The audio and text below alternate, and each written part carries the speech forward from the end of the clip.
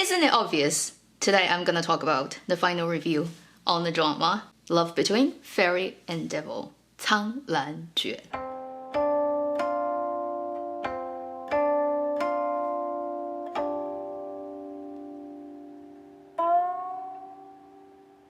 Hi, you're watching Avenue X, where a junkie and good storytelling shares her thoughts, knowledge, and occasional weird ideas on stories and how they're told. 苍兰诀, Love Between Fairy and Devil, has literally just finished airing on iQIYI. It is definitely my August surprise and joy. In this video, I am going to talk about everything I can think of after watching the whole drama and share that with my audience. But before I go into talk about the drama, there's something I want to mention. I often receive emails in the years past since I started the channel of people asking me for help for buying stuff from China on Taobao, Weidian, or any other well-known Chinese shopping platforms. I have finally gotten a really good solution for people. So if you're interested, watch the rest of the 2 minutes video. If not, head over to this time code where I'm gonna start to talk about the drama itself.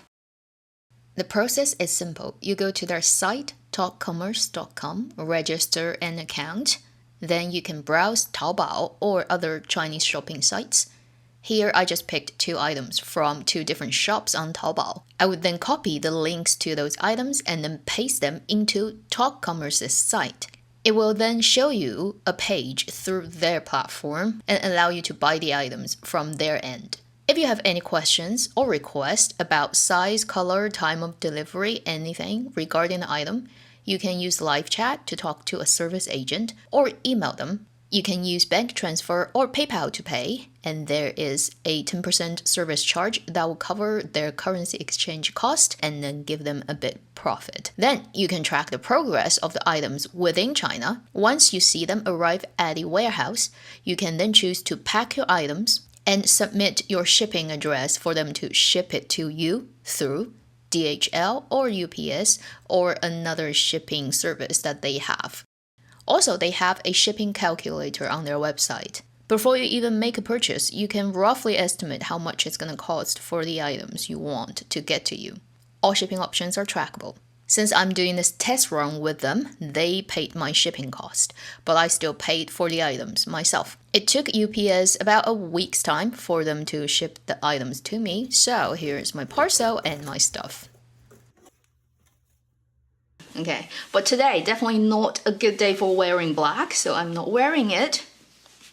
I would emphasize again, I am not associated with them. They are not sponsoring my video or in any other way. I just think it's a really useful service for potentially a lot of people watching my channel. Now, let's move on to talk about 苍兰诀, Love Between Fairy and Devil, and everything I can think of about this drama. I would first give it a final rating on my 7-level scale. It would end up being a 2 gold mine, but more accurate number would be actually 2.5. For 3 gold mine, it really needs to be almost perfect in every way. And this drama, unfortunately, has a little bit of I cannot ignore blight on the almost perfect canvas. First thing I haven't mentioned in my first impression, but it was very obvious, was the OST, the entirety of the album. Here, I will just focus on the songs that has lyrics. That's sung by Liu Yuning, Zhou Shen, Yu Shuxing herself, Yu Shuxing and Wang Hedi, and a couple of other singers.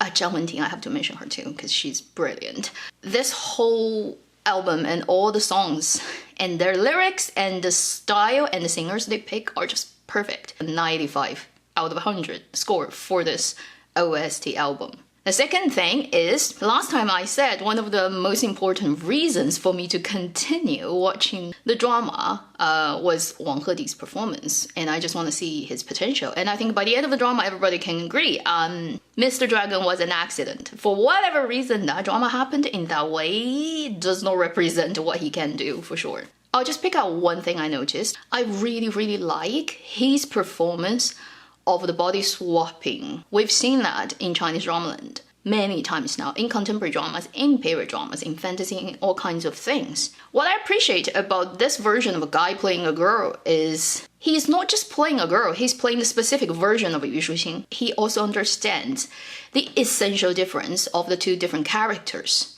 It's not actually in gender, although obviously mannerism would come through, such as like picking the skirt up with two hands, which is a very girly thing that the actual Dongfeng Jintang never does. But there's a very intricate and subtle thing that he also copies, which copies the psyche of the female character, where she is very weak. She can be beaten by everybody around her. She's never been treated with respect in her life up to that point. So she has that long time internalized lower position in the society that she lives in. And it goes into everything. The way she looks at people is always looking up. She's kind of small, so she almost is always timid. But once the body switch happens, Wang Hedi is much taller, so he physically cannot really look up to people. To keep that timidness of the female lead, he would actually bend and crouch. He would not stand up straight. It's a very different posture throughout the entire period when he had the body swapping, so that he can make himself smaller. Plus, he would open his eyes just like 20% more than usual, so that captures Yu Shuxing's look as well. Then the drama also inject other details. I'm not sure if it's actor or director or everybody working together. For example, when he had the body switch, the girl is in a boy's body now and he's much taller than her, but she's not used to that height. So she cannot quite gauge her height in the physical space, what's gonna happen. So his clothes would catch on curtain. This type of detail is just great to see. Comes down from the stair, from his throne, wide shot that he stumbles. Again, it's a new soul in the new body that doesn't quite know how to control the different size and then gauge steps, how wide, how small, because I've never really gotten used to living in his body. So all those details, I so highly appreciate. This is definitely a carefully polished way of performing this character. And this is definitely beyond the superficial level of usually acting the gender swapping, body swapping occasion between a man and a woman. Now I'm gonna talk about a couple of problems of this drama that I noticed, and then I'm gonna finally conclude about what I still think this drama has achieved that is beyond my expectation. There was a storm about this drama in this week's updating, the last week, from episode 31 to 36, particularly 33 and 34, because of the plot and the characters and things that happened. A lot of people weren't happy. They thought this drama is heading towards the cliff, that it's gonna fall off and then crash. It's the tail broken drama. It is yet another Game of Thrones ending or Guardian.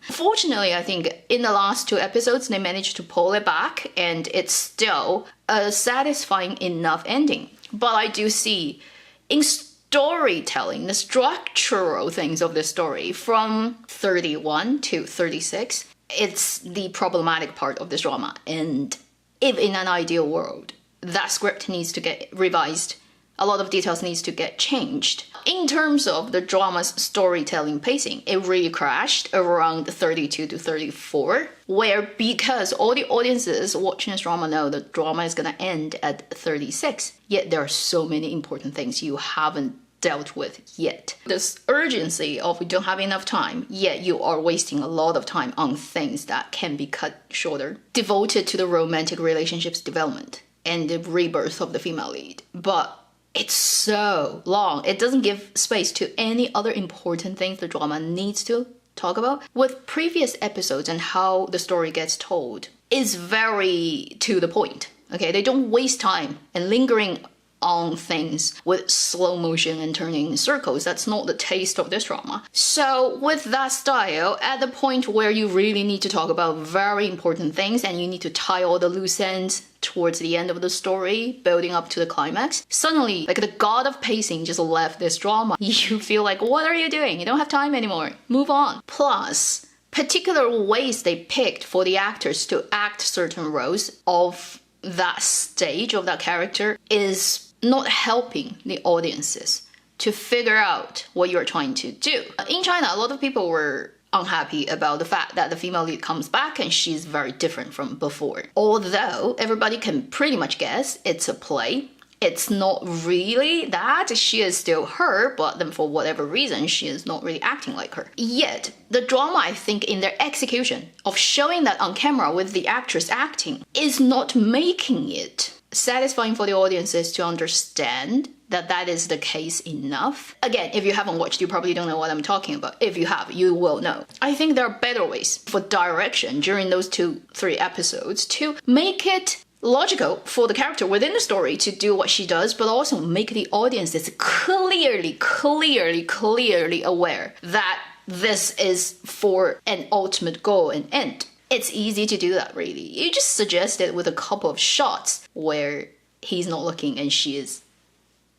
So I do think they can still work on the script, pacing, how long each scene is, what you cut in between, what you introduce more, and then you edit out, and then the direction of the acting of that part. Most of the controversy of this drama and people's worry before it ended was that this drama is gonna crash when they watch the last but 4-5 episodes. The other thing, while I was paying a lot of attention watching drama till the end, that I strongly feel that could improve this drama and actually solve their problem of last 6 episodes rush and doesn't have build up, doesn't have scenes linking together, it doesn't flow. They could have cut out one line and that will result them having about 20 more minutes screen time within the 36 stories size to give that space to make all the very hasty parts of the last 6 episodes smooth it out, the twin sister line, which didn't get introduced until first very late in the drama, so you can really edit that out. Then its sole function is for Ronghao's character to escape for the second time out of that prison, and then he can do what he does, right, for the end of the drama. But when you finish watching Ronghao's whole plotline, you realize at the end he really doesn't need to do epic things. He's the sad character with his shifu as well. So the fact that the story has him towards the end captured twice, but then released twice, is wasted. He could just be captured once and released once and done. You can actually get rid of completely the line that Dan Ying and Jie Li are twin sisters. The sisterhood just suddenly showed up in the last bit of the drama, and it doesn't quite work. You're not very convinced, and then it doesn't serve any other emotional or meaningful purpose. I mean, it's funny that the father character of theirs was like, I'm gonna sacrifice myself, I'm gonna turn myself in. You two sisters live together happily ever after, and then he disappears. Everything went back to normal, everybody is happy, 500 years, every character kind of is getting what they want in a way, but where is the father? Nobody knows.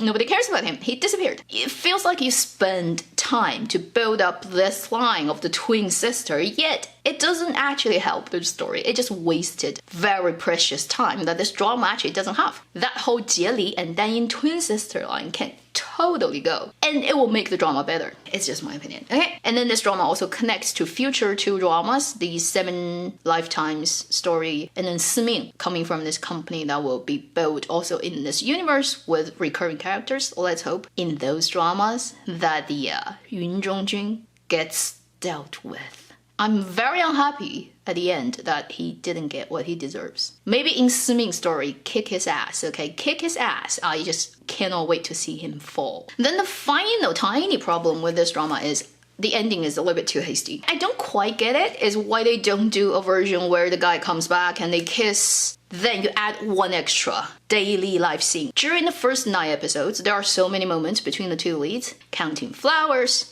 getting the morning dew water, all those things, cooking for her, which tastes like shit. Like, there's so many details of their life together. It would be such a classical way of writing story is at the end you repeat. But now it's the new them. The rebirth and rebirth version of both characters. Just add one more thing. Right now the drama feels like it breaks suddenly and it runs right into a wall and it ends. It's not the most comfortable way of ending your journey. You should slow down and gradually press down on the brake and make the car elegantly stop. I just don't quite get why they would make the ending like that. It doesn't fit the atmosphere, and it definitely doesn't satisfy the psychological needs from the audiences. So these couple of things stopped me from rating this drama to the highest level. Finally, I want to talk about a couple of things I highly appreciate about this drama. Number 1 is it's a carefully worked out script. Although it has shortcomings towards the end, the earlier parts, it's so obvious that it has been rewritten, figured out, all the details matching multiple times.